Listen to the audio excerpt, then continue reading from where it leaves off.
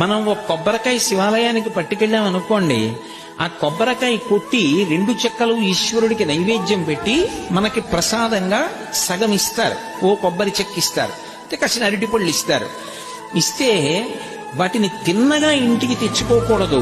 శివుడి యొక్క నిర్మాల్యాన్ని, ప్రసాదాన్ని విడిచిపెట్టేయకూడదు. చాలా మంది తెలిసి తెలియక ఒక మాట అంటుంటారు, శివాలయం నుంచి ప్రసాదం తెచ్చుకోకూడదు అంటుంటారు. బాగా వినండి, శివాలయం నుంచి ప్రసాదం పట్టికెళ్ళి తీరాలి ఇంటికి. దాన్ని గోడ మీద పెట్టేయడం, నంది దగ్గర పెట్టేయడం, అటువంటి పిచ్చి పనులు చేయకూడదు. ప్రసాద తిరస్కారము బహుదోషము. ప్రసాదాన్ని తిరస్కరించకూడదు. అందుకే అన్నవరం సత్యనారాయణ స్వామి కథలో ప్రసాదాన్ని తీసుకోకుండా ఆ పిల్ల భర్తని చూడ్డానికి వెడితే పడవ మునిగిపోతుంది.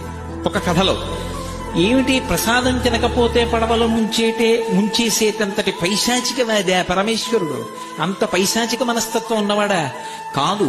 ప్రసాదము అంటే అనుగ్రహము, ఈశ్వరానుగ్రహము ప్రసాదం రూపంలో లోపలికి వెళ్ళి అందులో 6వ వంతు మనస్సుగా మారి మనకున్నటువంటి సమస్యలకి కావలసినటువంటి పరిష్కారం అదే మనసులో బుద్ధి నిర్ణయించి ప్రచోదనం చేస్తుంది. ఆ ప్రసాదం లోపలికెడితే సమస్యకి పరిష్కారం లోపల పుడుతుంది.